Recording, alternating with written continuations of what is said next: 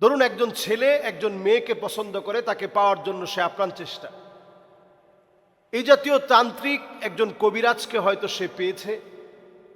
তো তান্ত্রিক কবিরাজ সে বলছে কোনো টাকা লাগবে না ভাই, কোনো টাকা লাগবে না, আমি বিনা মূল্যে আপনার খিদমত দিতে চাই, যদি উপকার পান তাহলে আপনি টাকা দিয়েন। এটা তাদের বিশ্বস্ততা অর্জনের একটা কৌশল।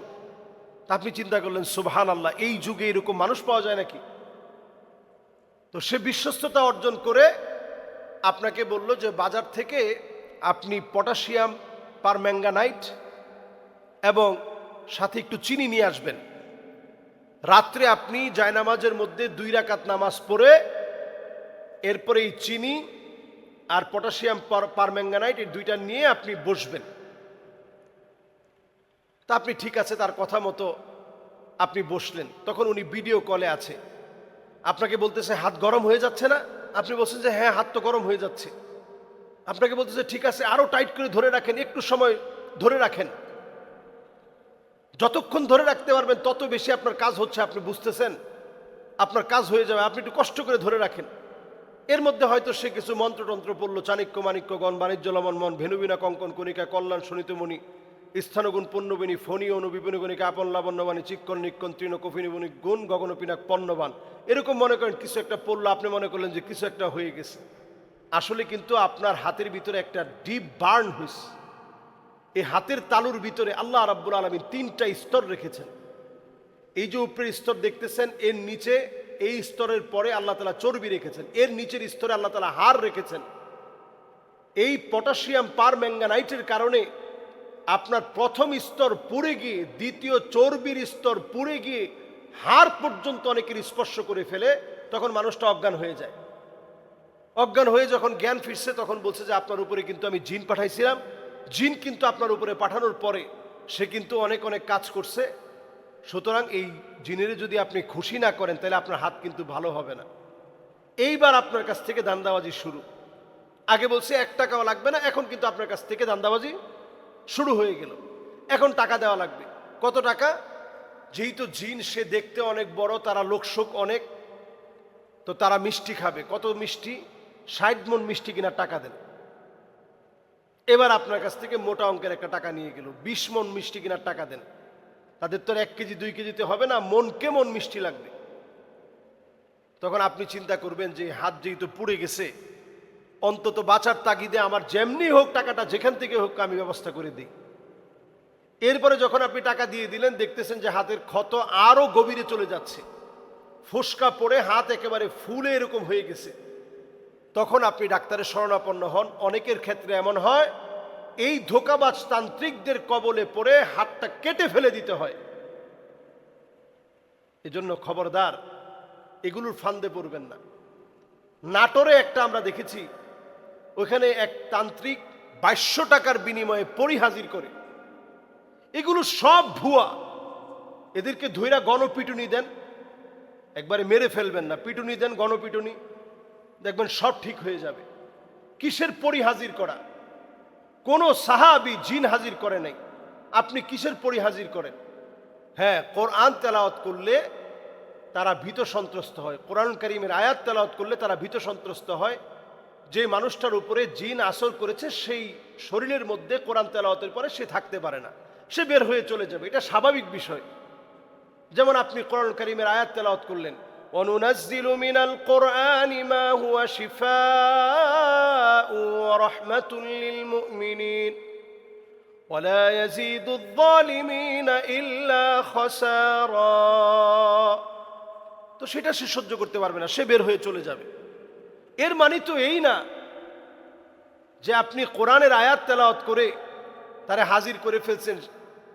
দুষ্ট ছেলে পেলেকে সাদা একটা পোশাক পরায়া হাজির করানো হয় এবং সে লম্বা সময় ধরে অপবিত্র থেকে এই সমস্ত জিনের পূজা করে, ইফরিতের পূজা করে, 2 সিংহের পূজা করে।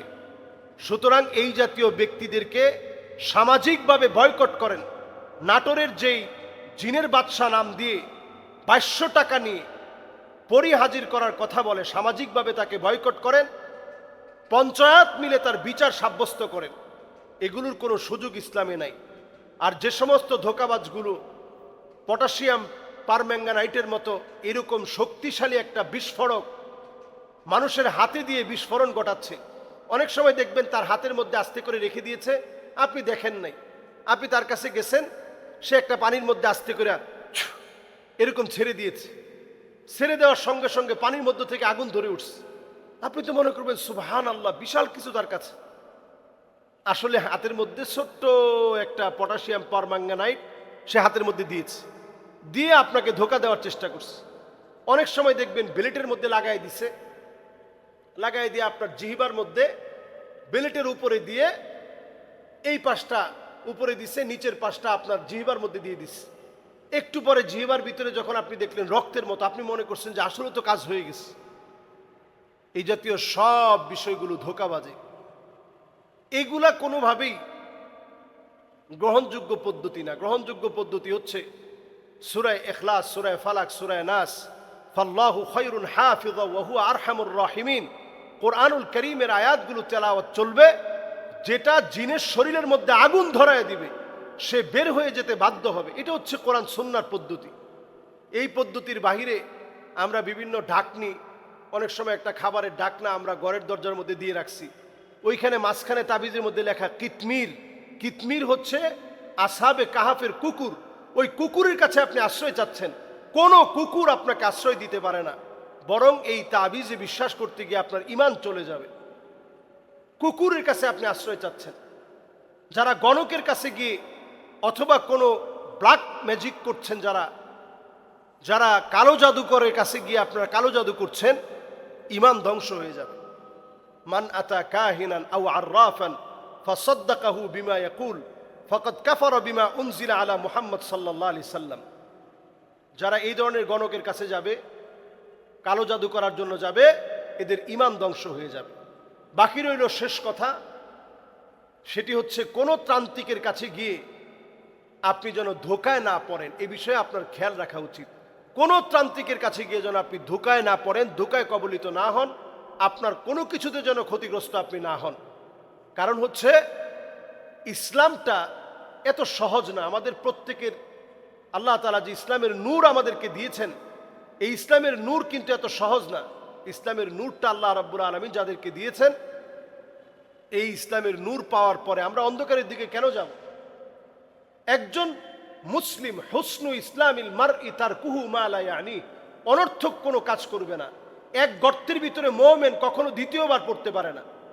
সুতরাং এই ভিডিও যাদের কাছে যাবে, আপনারা প্রত্যেকে ছড়িয়ে দেওয়ার মধ্য দিয়ে আমরা ইনশাআল্লাহ আমাদের যারা কোমলমতি কিশোর কিশোরী যারা আছে, প্রত্যেকে যেন ক্ষতি থেকে বাঁচতে পারে। আল্লাহ যেন আমাদের এই পরিবারকে, আমাদের এই সমাজকে যেন আল্লাহ হেফাজত করে। আসসালামু আলাইকুম ওয়া রাহমাতুল্লাহি ওয়া বারাকাতুহু।